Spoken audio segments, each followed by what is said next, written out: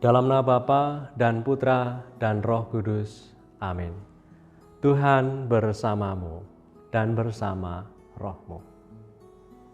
Saudara-saudariku yang terberkati, hari ini Senin 30 Mei 2022 adalah novena kita hari yang keempat. Kita bersama-sama berdoa novena sama seperti Bunda Maria dan para Rasul Kristus yang lebih dulu bertekun sehati dalam doa menantikan tercurahnya Roh Penghibur, Roh Kudus, seperti yang telah dijanjikan oleh Tuhan kita Yesus Kristus sebelum Ia naik ke surga.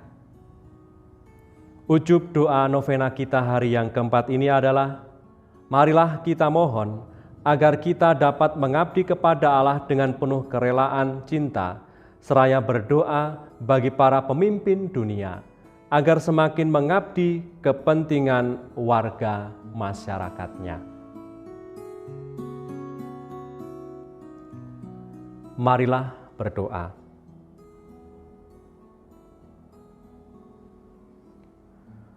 Allah Bapa Maha Kudus, semoga kekuatan Roh-Mu turun atas kami, agar kami mematuhi kehendak-Mu dengan setia dan mengamalkannya dalam cara hidup kami. Dengan pengantaran Kristus Putra-Mu, yang bersama Dikau dalam kesatuan Roh Kudus, hidup dan berkuasa Allah sepanjang segala masa. Amin. Saudara-saudariku yang terberkati, menu sabda kita hari ini dari Injil Suci menurut Yohanes, bab 16 ayat 29 sampai 33. Mari kita siapkan hati kita untuk mendengarkan sabdanya.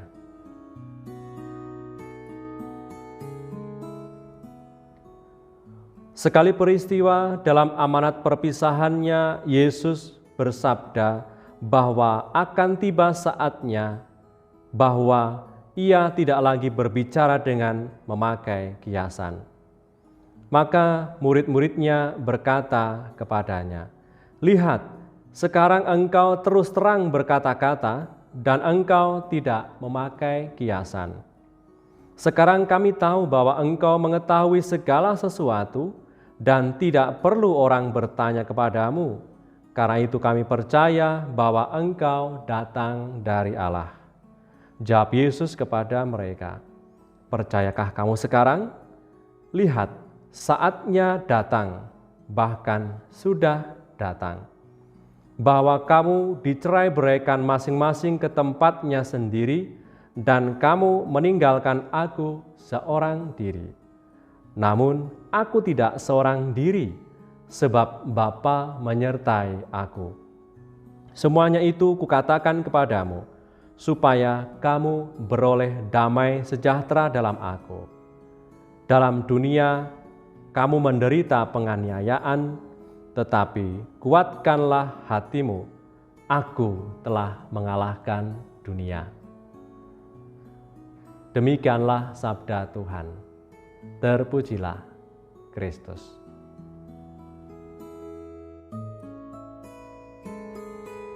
Saudara-saudariku yang terberkati, Tuhan Yesus tahu bahwa orang-orang terdekatnya, yaitu para muridnya, akan meninggalkan Dia setelah Ia ditangkap. Para murid akan pergi meninggalkan Dia ketika Ia harus seorang diri membiarkan diri ditangkap, menderita sengsara dan dalam wafatnya.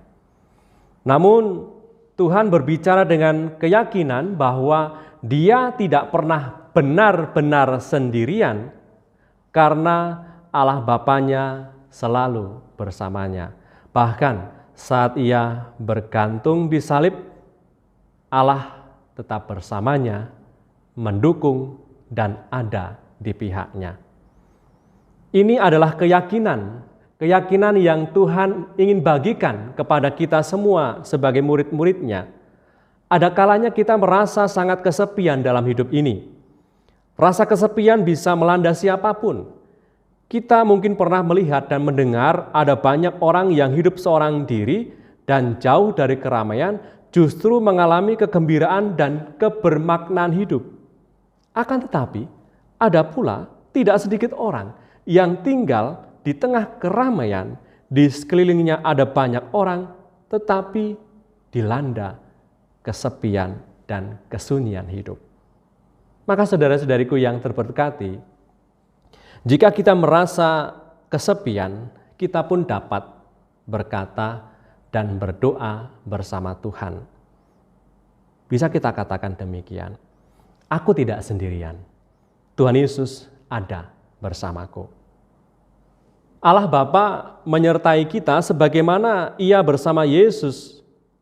Yesus Tuhan yang bangkit juga bersama kita seperti halnya Roh Kudus yang telah dicurahkan ke dalam hati kita.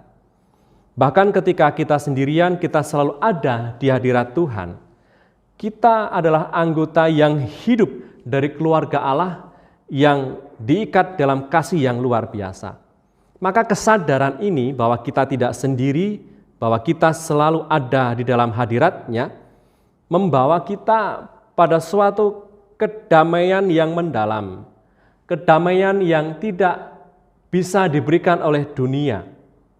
Seperti yang Tuhan Yesus katakan dalam Injil hari ini, supaya kamu beroleh damai sejahtera di dalam Aku.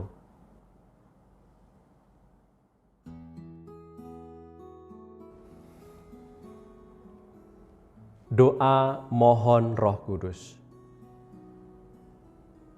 Ya Bapa, utuslah Roh Kudus, memenuhi hati umat-Mu dan menyalakan di dalamnya api cinta-Mu.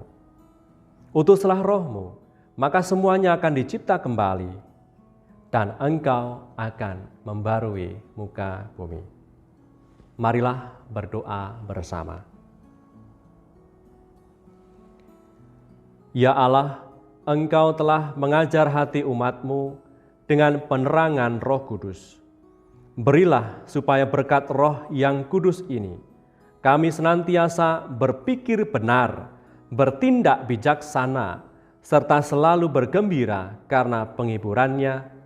Demi Kristus Tuhan kami. Amin. Doa mohon 7 karunia Roh Kudus. Datanglah ya Roh Hikmat, turunlah atas diri kami. Ajarilah kami menjadi orang bijak, terutama agar kami dapat menghargai, mencintai, dan mengutamakan cita-cita surgawi. Dan semoga kami Kau lepaskan dari belenggu dosa dunia ini. Datanglah ya Roh pengertian, turunlah atas diri kami, terangilah budi kami, agar dapat memahami ajaran Yesus Sang Putra dan melaksanakannya dalam hidup sehari-hari.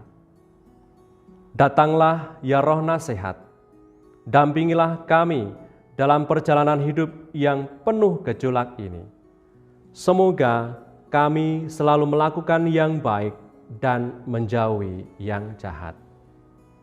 Datanglah ya Roh keperkasaan, kuatkanlah hamba-Mu yang lemah ini, agar tabah menghadapi segala kesulitan dan derita.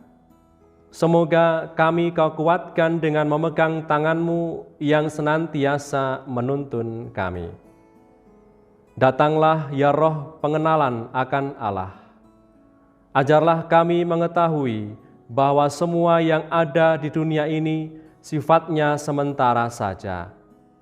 Bimbinglah kami agar tidak terbuai oleh kemegahan dunia. Bimbinglah kami agar dapat menggunakan hal-hal duniawi untuk kemuliaan-Mu. Datanglah ya Roh kesalehan, bimbinglah kami untuk terus berbakti kepadamu. Ajarilah kami menjadi orang yang tahu berterima kasih atas segala kebaikan-Mu, dan berani menjadi teladan kesalehan bagi orang-orang di sekitar kami. Datanglah ya Roh takut akan Allah. Ajarlah kami untuk takut dan tunduk kepadamu dimanapun kami berada. Tegakkanlah kami agar selalu berusaha melakukan hal-hal yang berkenan kepadamu. Amin.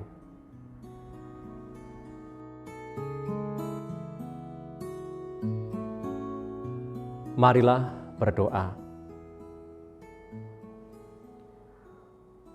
Allah Bapa, sumber pembaruan hidup, Engkau telah menyegarkan umat-Mu dengan sakramen Ekaristi. Semoga kami dapat beralih dari hidup lama kepada hidup yang baru. Demi Kristus Tuhan dan pengantara kami, kini dan sepanjang masa. Amin.